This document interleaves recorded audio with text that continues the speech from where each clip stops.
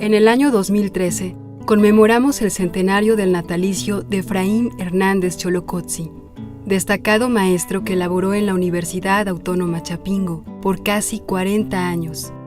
A 22 años de su partida, la vigencia de su legado en torno al estudio de los recursos naturales y la agricultura tradicional se torna cada vez más apremiante. Ahora que la agricultura campesina se ha relegado, menospreciado, y la modernidad neoliberal se empeña en desaparecerla. En voz de sus discípulos y colegas, se presentan las aportaciones del maestro en los diferentes campos científicos que abordó y las perspectivas de esos campos barbechados en la parcela del conocimiento.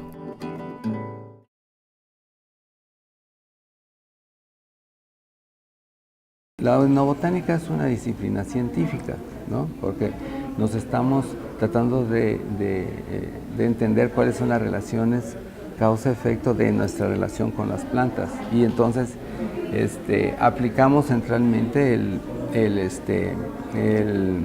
método científico y muchas disciplinas, todas las que nos puedan aportar para entender esa interrelación de las culturas con las plantas.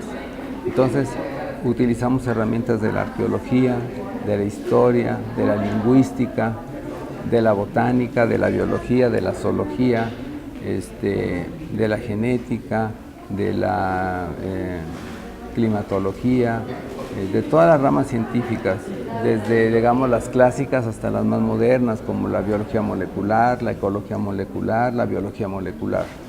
Todas esas ramas, todas esas disciplinas para nosotros son fundamentales para entender el fenómeno de la relación de las culturas, de los grupos culturales o los grupos humanos con las plantas que les sirven para sobrevivir. La etnobotánica es el conocimiento que tienen los pueblos indígenas y los pueblos campesinos, la gente que está trabajando la tierra, o si quiere usted, los pobladores rurales, sobre sus plantas, sobre las plantas, no solo las que ellos cultivan, que les sirven para comer o para hacer alguna artesanía o para hacer sus casas o para distintos fines, sino también de las plantas silvestres.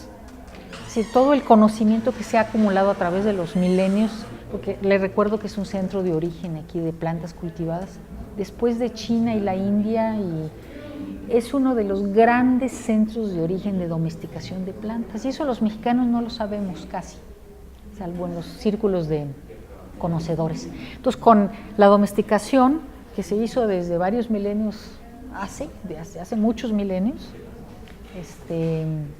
por ejemplo, la calabaza, esa de las pepitas que se venden en la calle, esa es la planta que tiene mayor antigüedad de las que se han fechado hasta la fecha.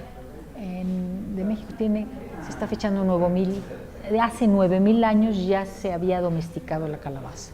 Entonces, todo lo que viene con la domesticación, que quiere decir que una planta silvestre cambia su genética, su morfología, a través primero del cuidado, después del cultivo, del mejoramiento, empiezan a escoger las variedades que están más sabrosas o que sirven para tal o cual fin. Entonces, ese conocimiento que la gente que ha cultivado esas plantas tiene es el que estudian los etnobotánicos, es decir, es la botánica que manejan los campesinos indígenas o campesinos mestizos o población ranchera, que también es agricultora, ¿no? Entonces es la botánica desde el punto de vista del conocimiento de los campesinos tradicionales.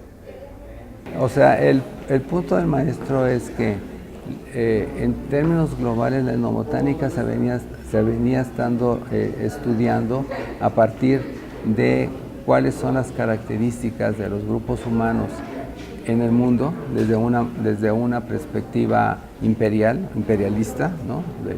Colonialista, de cómo venían los investigadores de otros países a conocer o a entender los recursos vegetales que tenían estos países para explotarlos, ¿no? Entonces, desde los españoles que llegaron a América, los ingleses y todos los países colonialistas, lo que les interesaba mucho saber es qué recursos vegetales podían encontrarlos. Entonces se generó el concepto de etnobotánica para estudiar los recursos vegetales de las colonias, ¿no? ¿Qué es lo que teníamos o qué es lo que tenían los otros pueblos para poderlos aprovechar, ¿no? En el caso del maestro, da una concepción global y contraria a esa posición, ¿no? Lo que está diciendo el maestro es, primero, que tenemos que entender cómo los grupos humanos hemos modificado a las plantas en términos de su evolución, ¿no? Y cómo las plantas nos han modificado a nosotros, ¿no? Pero desde una perspectiva, tomando al hombre como parte de la relación natural y social, ¿no? En donde las plantas y las culturas están en el mismo plano, no desde una perspectiva de dominio ni de una perspectiva de explotación de la planta, sin entender qué es lo que está pasando con la planta, ¿no? Entendiendo cuál es el campo de la etnobotánica y cuáles son las preguntas centrales que tiene este campo, entonces se define, se redefine para el país la investigación. Y yo creo que esa es la contribución más importante, no solo a nivel nacional, sino a nivel mundial, ¿no? Porque es a partir de entonces que muchos grupos de investigadores a nivel mundial se empiezan a cuestionar que la disciplina de la etnobotánica tiene un papel fundamental tanto para el desarrollo de la humanidad como para el desarrollo natural de las plantas, ¿no? Del recurso, ¿no? Porque los humanos, a través de utilizar el recurso, ¿no? A través de seleccionarlo y de manejarlo, nosotros modificamos genéticamente a la planta a través de las generaciones de la planta, ¿no? Para el etnobotánico es fundamental entender en los diferentes ámbitos de los grupos sociales, cómo ese grupo social se adapta al ambiente, es decir, cómo utiliza los recursos para poder sobrevivir y desarrollarse culturalmente. Entonces, todos los aspectos están relacionados con esa adaptación, son los elementos que nos definen las áreas culturales.